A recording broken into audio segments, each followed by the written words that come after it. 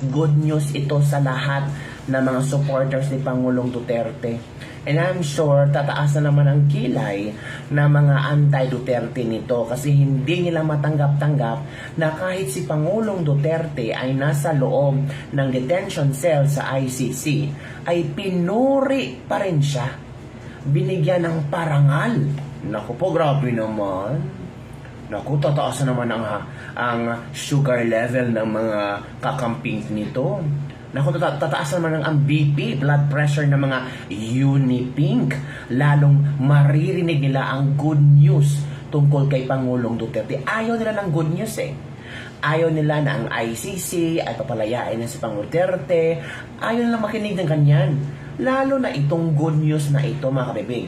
Former President Rodrigo Roa Duterte receives IBP. Ano tong IBP? Ito, Integrated Bar of the Philippines. Wow!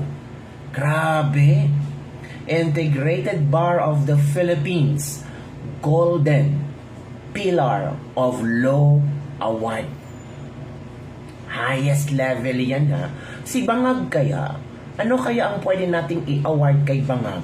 Uy, mag-isip-isip na kayo mga kabangagers.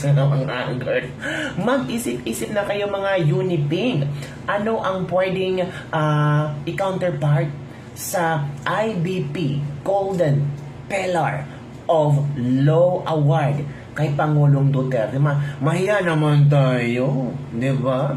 Dapat may award din si VVM. Ano ang i-award natin kay VVM? Ano ba? BBB. Bangag, bangag, bangag. Bangag, bangag, bangag. Golden. Ay, ano to? Korean song. Pero yung iba naman, sabi nila, ano ko, binayaran na naman niya. Binayaran yan. Alam nyo naman yung mga lawyer, yung ibang lawyer, takot kay Digong. Ay, ganun talaga ang mga excuses ba kung walang maisip na award para kay Pangulong Duterte. At take note ha, mga lawyer, babayaran lang. Bakit? For what reason? Si Pangulong Duterte nandun na sa loob ng ICC. Wasting money to pay for all these lawyers, parang bigyan ng awards pang Duterte. Huwag kayong ganyang mag-isip. Mali yung imagination nyo. Sobrang pagkabangag yung imagination nyo. Hindi po nang mangyari. Basahin natin ha.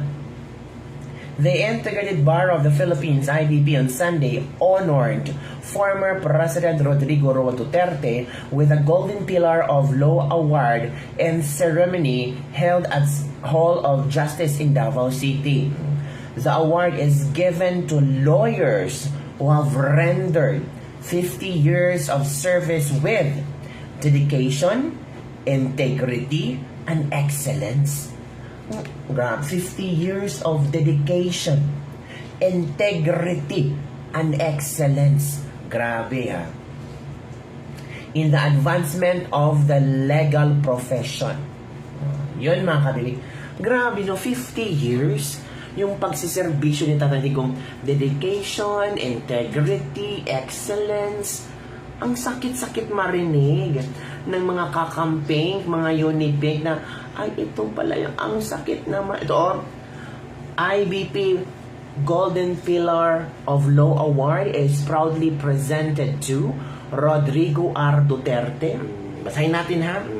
In grateful recognition of 50 years of distinguished and dedicated service in the legal profession, upholding the ideals of justice, integrity, and the rule of law, whether in private practice or public service. Your unwavering commitment and invaluable contributions stand as a pillar of inspiration to the legal community. Agoy, inspiration na si Tatay Digong sa mga legal community, mga lawyer. Diba? Ang sakit naman. Si BBM kailang maging inspiration. Inspiration sa mga bangag. Uy, grabe naman kayo. Ay, eto ha. Parang I don't know, parang sinisiraan na ni BBM si Pangulong Duterte. parang wala na siyang maibang maisip ba kung paano mas masugpo itong issue ng flood control ng mga bulolyaso, itong pangit na mga produkto or mga programa ng flood control. Ngayon, kabibig, ito ha, latest news to. Isinisi ni BBM ang kapalpakan niya sa last administration. Isinisi niya kay Pangulong Duterte kasi daw di umano may tinanggal na proseso si Pangulong Duterte. Hala ka, Eva, oh. Sabi pa ni BBM, I was shocked. Hala, na-shock pa. President Bongbong Marcos revealed that he was surprised to learn that the practice of inspecting completed government projects for approval by local government units was scrapped during the Duterte administration. Wow! Marcos said that this standard procedure serves as a mechanism to ensure the delivery of quality projects by contractors. Sabi ni BBM, iyon ang sistema noon apparently in the last administration.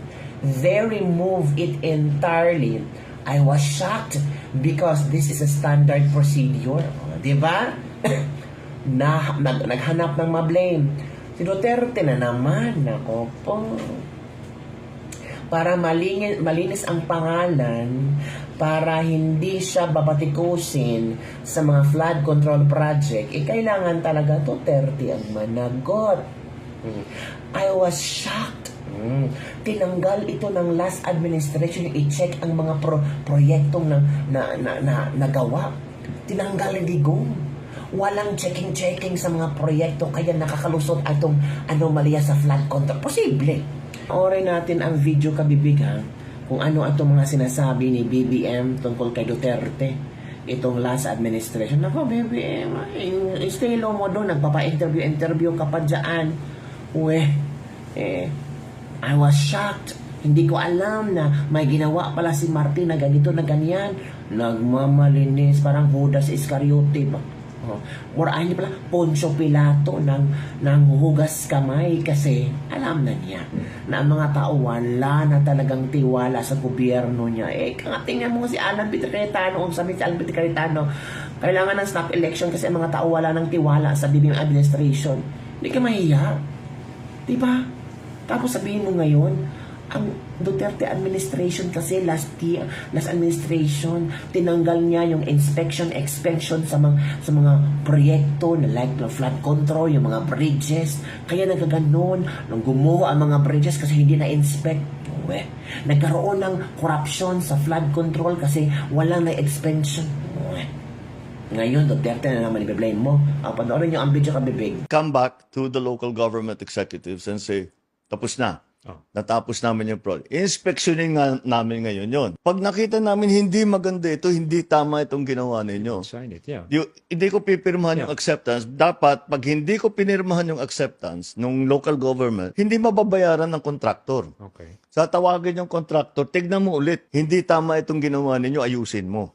Pagka naayos nyo yan, pipirmahan ko ito, mababayaran kayo. Yun ang sistema noon. Yun ang dapat. Apparently, in the last administration, they removed that entirely. Okay. And I was shocked. Yeah. I was shocked because this is like standard procedure. This is like, you don't think about this anymore. Yeah. ICI. Ito ang mga komento ng ating mga netizen para malaman mo, BBM. Immediately after assuming the presidency of BBM June 30, 2022, Duterte's successor, President Bongbong Marcos abolished the PACC through Executive Order Number 1 as part of a reorganization of agencies under the Office of the President in abolishing duplicated and overlapping official functions. Alam nyo ba itong PACC? PACC, ito yung ahensya na tinutugis ang mga corrupt na mga politiko. Ginawa ito ni Digong. Pag upo ni BBM, tinanggal niya ang ehensyang ito. Hala, bakit? Hala, May napakulong ba yung PACC during Duterte? Ay, sabi ng isang netizen. Paano yung shock BBM? Shock, baka lobat ka lang, need recharge. Putting a blame on the previous governance is a sign of weak leadership. The strong governance means owning the present. Remember, a boss commands with authority, a leader inspires with vision. Yan na, nasupalpal si BBM.